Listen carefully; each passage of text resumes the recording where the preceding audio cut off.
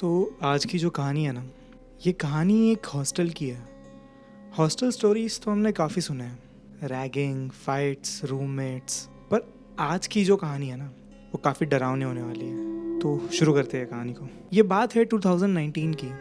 पुणे के आउटस्कर्ट्स में एक प्राइवेट इंजीनियरिंग कॉलेज है। कैंपस बहुत बड़ा है और इसी कैंपस में ना एक ओल्ड हॉस्टल बिल्डिंग है 4 फ्लोर की। अब सेकेंड ईयर मैकेनिकल इंजीनियरिंग का स्टूडेंट था जिसका नाम था निशांत। निशांत काफ़ी टिपिकल सा बंदा था। असाइनमेंट्स, गेम्स एंड दोस्तों के साथ घूमना फिरना, इस सब में ही वो बिजी रहता था। उसके पेरेंट्स ना नागपुर में रहते थे। अब फाइनेंशियल कंडीशन इतनी अच्छी नहीं थी, तो उन्होंने अपनी हैसियत के हिसाब से ये हॉस्टल चुना था। उसे इस हॉस्टल में रूम मिला, रूम नंबर 217, सेकेंड फ्लोर के एकदम कॉर्नर वाला रूम। अब निशान जब इस कॉलेज के हॉस्टल में पहुंचा ना, तो उसने थोड़ी पूछताछ की, तो उसे पता चला कि काफ़ी लोगों का मानना है कि ये जो रूम है ना, यहाँ पे प्रॉपरली नेटवर्क नहीं आता और रूम के लाइट्स भी जो है वो अपने आप ब्लिंक कभी कभी होते हुए दिखते हैं, जबकि उस रूम में कोई भी नहीं है। तो ऐसे रूमर्स ना हॉस्टल में तो मोस्टली कॉमन होते हैं, तो निशान ने भी इस बात को ज़्यादा सीरियसली नहीं लिया। इनिशियली सब नॉर्मल था। उसको ना 2 रूममेट्स भी मिल गए, कुणाल और समीर। जैसे कि मैंने आपको बताया, निशान गेमिंग में काफ़ी इंक्लाइंड था, तो ये तीनों भी रात भर गेमिंग करते थे और सुबह अपने क्लासेस मिस करते थे। लेकिन कुछ दिन रहने पे एक चीज़ ना निशान ने थोड़ा नोटिस करना शुरू किया। इस रूम का जो वॉशरूम है ना, वहाँ पे एक हमेशा अजीब सी स्मेल रहती थी। मतलब जो वॉशरूम की स्मेल होती है वो वैसी स्मेल नहीं थी, बट एक मेटल की स्मेल, जैसे खून और पानी मिक्स हो गया हो। तो वो एक जो आयरन वाली स्मेल आती है ना, वैसी स्मेल इनको आती थी। बट इस चीज़ को निशांत ने इग्नोर किया। कुछ दिन बीते तो एक रात निशांत अपनी असाइनमेंट्स कंप्लीट कर रहा था और बाकी उसके दोनों रूममेट्स सो चुके थे। टाइम हुआ एग्जैक्टली 2:13 AM। उसने सुना कि बाथरूम का जो टैप है ना, वो एकदम फुल प्रेशर ऑन हुआ। तो निशांत ने तो ध्यान नहीं दिया, लेकिन जो समीर था वो इरिटेट होने लगा, तो वो खुद ही उठकर जाकर टैप बंद करके आया। उसने बोला, यार ये टैप तो रोज़ ही प्रॉब्लम कर रहा है। अगली रात सेम टाइम 2:13 AM को फिर से टैप ऑन हुआ और उसकी अगली रात फिर से 2:13 AM को वो टैप ऑन हुआ। अब ना ये सारी चीज़ें उनको वियर्ड लगने लगी थी, क्योंकि ये लोग मान रहे थे कि टैप तभी ऑन होता है जब निशांत उस रूम में होता है। एक वीकेंड निशांत अपने मम्मी पापा के घर गया था, तो इन दोनों ने सोचा कि अभी हम नोटिस करेंगे कि सेम टाइम पे वो टैप ऑन होता है कि नहीं। अभी घड़ी में सेम टाइम हो रहा था, तो उन्होंने नोटिस किया वहाँ पर कुछ भी नहीं हुआ, वो टैप बिल्कुल ऑन नहीं हुआ और ये लोग सो गए। पर अगले मंडे जब निशांत वापस आया और अभी फिर से सेम टाइम हो रहा था 2:15 AM, और वो टैप फिर से ऑन होता है। अब कुणाल ने तो मजाक में बोला कि शायद ये भूत तुझे पसंद करता है, क्योंकि जब तू होता है तभी ये टैप ऑन होता है। सब हंस दिए, पर निशांत नहीं हंसा इस बात पर, क्योंकि निशांत ने ना एक चीज़ नोटिस की। जब भी रात को 2 बजे ये टैप ऑन होता है ना, तो वॉशरूम का जो मिरर है वो फॉगी हो जाता है। समर्स में भी ये सिलसिला कुछ दिन तक चलता रहा। एक ट्यूसडे की रात ये दोनों रूममेट्स मूवी देखने गए थे। निशांत घर से लौटा ही था, तो वो रूम पर अकेला था। अब निशांत ने सोचा ना कि वो इन सारी चीज़ों को ना रिकॉर्ड करेगा। अभी इसके रूममेट्स भी वापस आ गए थे और वो सो गए थे। फिर टाइम हुआ 2:15 AM। इस बार ना निशांत ने अपना फ़ोन कैमरा ऑन रखा, तो निशांत ने देखा जब ये टाइम हुआ तो बाथरूम का दरवाज़ा ना अपने आप खुला। निशांत की धड़कनें ना तेज़ हो गई थी। वो धीरे से अंदर गया। टैप तो ऑलरेडी बंद था, लेकिन मिरर पे लिखा हुआ था झोपा आता, जिसका हिंदी में मीनिंग होता है सो जाओ। निशांत ना इंस्टेंटली फ्रीज हो गया। उसने उस लिखे हुए की फ़ोटो खींचने की ट्राई की, बट उसने जैसा ही कैमरा ओपन किया, उसका कैमरा भी लैग होकर बंद हो रहा था और थोड़े ही टाइम में वो जो लिखा हुआ था वो मिट गया और उसका कैमरा भी ऑन हो गया। तो निशांत चुपचाप लाइट्स ऑन करके ही सो गया। सुबह जब अपने रूममेट्स को उसने ये चीज़ बताई, तो वो लोग ये मानने को तैयार ही नहीं थे। कुणाल ने तो बोला कि तू खुद लिखकर हमको डरा रहा है और मुझे लगता है कि टैब भी तू ही ऑन करता है हमें डराने के लिए और हमें परेशान करने के लिए। लेकिन जो समीर था ना, समीर चुप था। समीर ने ना एक चीज़ कन्फेस की। उसने कहा कि एक शाम जब मैं वॉशरूम की तरफ जा रहा था, तो मैंने देखा कि उस वॉशरूम के अंधेरे में ना कोई खड़ा है। मुझे लगा निशांत है, लेकिन जैसे ही मैंने लाइट्स ऑन करी तो उस बाथरूम में कोई भी नहीं था और निशांत तो बेड पर सो रहा था। ये चीज़ देखकर मैं डर गया था, लेकिन मुझे लगा कि मेरा कोई वहम होगा, तो मैंने इस चीज़ पर ज़्यादा ध्यान नहीं दिया। अभी ये जो सारी चीज़ें हो रही थी ना, उनको थोड़ा थोड़ा आंसर मिलना इन तीनों को शुरू होने वाला था। इस हॉस्टल का ना एक केयर टेकर था जिनका नाम शिंदे था, तो ये सब उनको शिंदे काका बुलाते थे। इनका एज अराउंड 50 to 55 होगा। और शिंदे काका ना ज़्यादा बात नहीं करते थे, वो काफ़ी कम बातें और सिर्फ जवाबों का आंसर दिया करते थे। एक बार इन तीनों ने सोचा कि इन सारे इंसिडेंट्स के बारे में ना शिंदे अंकल से बात करते, क्योंकि वो काफ़ी टाइम से इस हॉस्टल में है तो उन्हें शायद कुछ आइडिया हो। तो निशांत उनके पास गया और उनको ये सारे जो उनके इंसिडेंट्स थे वो बताए। निशान ने सारे इंसिडेंट्स बताए, लेकिन एक इंसिडेंट नहीं बताया जो उनके मिरर पे लिखा हुआ इंसिडेंट था। तो शिंदे काका को ये जब सारी चीज़ें बताई तो शिंदे काका के चेहरे पे ना एक अजीब सा डर दिखाई दिया और उन्होंने इंस्टेंटली एक ही सवाल पूछा, मिरर पे कुछ लिखा था। निशान शॉक हो गया। निशान ने पूछा, आपको कैसे पता? शिंदे काका कुछ सेकंड्स तक तो चुप रहे, फिर उन्होंने बताया 3 साल पहले इस रूम में एक स्टूडेंट रहा करता था जिसका नाम था आकाश।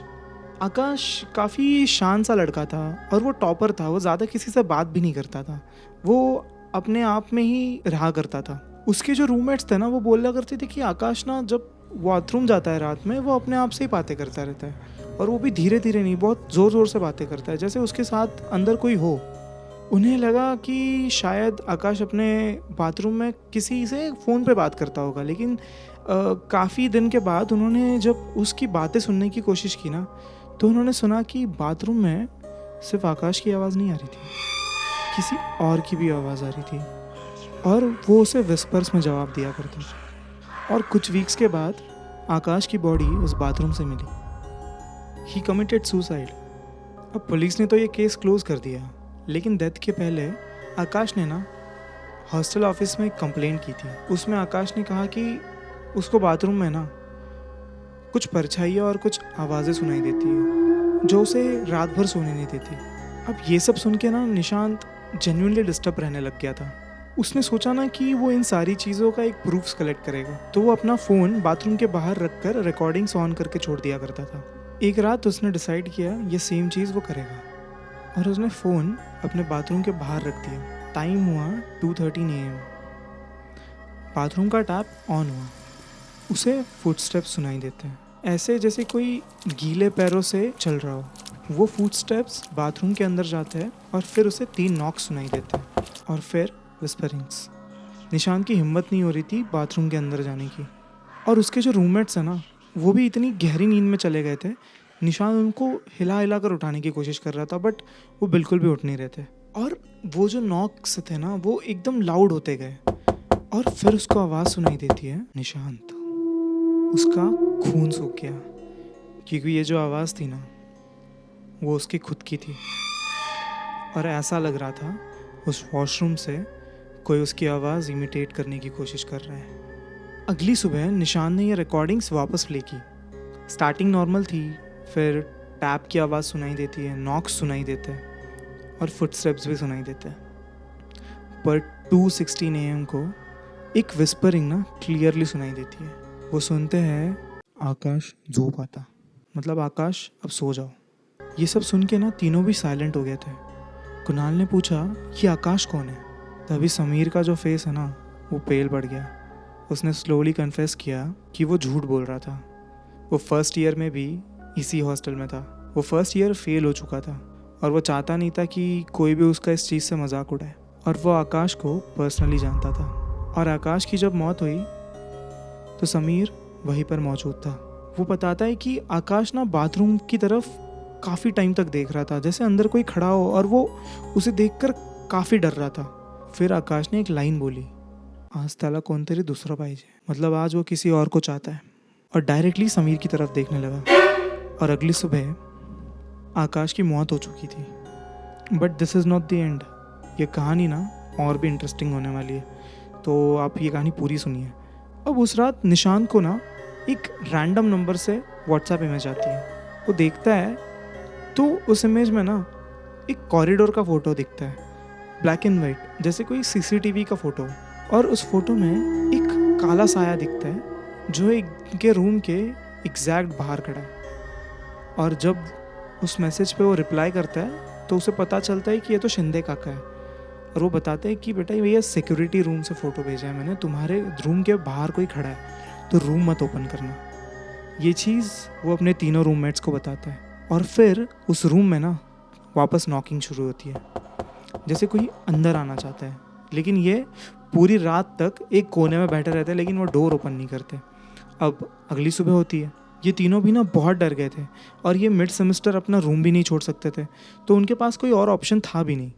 लेकिन उसी रात 2:13 AM को बाथरूम का टैप फिर से ऑन होता है और इस बार लाइट्स फ्लिकर होती है। और ये जब वॉशरूम में तीनों जाते हैं तो उस पर लिखा होता है आता समीर। मतलब अब समीर की बारी है। रूम टेम्परेचर सडनली एकदम से गिर जाता है। समीर पैनिक में बाथरूम की तरफ देख रहा था, फिर स्लोली बोला कि मुझे वो साया अभी भी दिखाई दे रहा है, वो यही खड़ा है। निशांत और कुणाल ने भी कॉर्नर की तरफ देखा, लेकिन उनको कुछ भी दिखाई नहीं दिया। और अभी ना समीर एकदम पीछे पीछे हो रहा था, जैसे कि उस कॉर्नर से ना उसके पास कोई आ रहा है और वो थोड़ा थोड़ा पीछे पीछे होते गया और फिर वो दीवार से टकराया। अभी समीर एकदम ज़ोर से चिल्लाया और बाथरूम के अंदर भागा और उसने डोर लॉक कर लिया। अब कुणाल और निशांत तो बाहर से कोशिश कर रहे थे दरवाज़ा तोड़ने की, पर वो दरवाज़ा तोड़ नहीं पा रहे थे। वो एकदम ज़ोर ज़ोर से बैंग कर रहे थे दरवाजे पर और अंदर से भी ना बकेट्स गिरने की, पानी गिरने की, नल वगैरह टूटने की आवाज़ आ रही थी। और फिर उन्होंने जब दरवाज़ा तोड़ा और वो अंदर गए तो उन्होंने देखा कि जो वॉश बेसिन होता है ना, वो पूरी तरह टूट गया और समीर नीचे फ्लोर पे गिरा हुआ है। फिर इन दोनों ने काका को बुलाया और उसको हॉस्पिटल लेके गए। और फिर समीर अनकॉन्शियस हो गया था, वो किसी से भी बात नहीं कर रहा था और वो काफ़ी ज़्यादा ज़ख्मी था। कुछ महीने बीते, ट्रीटमेंट्स चले, लेकिन समीर ना एकदम शांत हो गया था। समीर जैसे पहले हंसता खेलता था ना, वैसे वो नहीं था अभी। और ये तीनों ने भी अपने अपने रूम छोड़ दिए और वो अपने अपने घर चले गए। लेकिन समीर ना आज भी उस ट्रॉमा में है। निशांत बोलता है कि उस इंसिडेंट्स के बाद आज तक समीर से कभी बात ही नहीं हो पाई। वो कहता है कि शायद उसके फैमिली भी अब यहाँ पर रहती नहीं है, वो छोड़कर कहीं और रहने लग गए। ये कहानी जब मैंने सुनी ना, तो मैं भी सोच रहा था कि यार मतलब आकाश की एग्जैक्ट कहानी क्या होगी, उनको ऐसा क्या दिखा होगा उस बाथरूम में। खैर जो भी हो, तो यही थी आज की कहानी। आई होप आपको ये कहानी अच्छी लगी हो। ऐसी और कहानी के लिए प्लीज़ सब्सक्राइब कीजिए ज़ीरो एम चैनल को। और अगर आपके साथ भी ऐसे कोई इंसिडेंट्स हुए हैं तो नीचे दिखाया हुआ ईमेल आईडी पे आपके इंसिडेंट्स आप मुझे भेज सकते हो। तब तक के लिए मिलते हैं नेक्स्ट वीडियो में।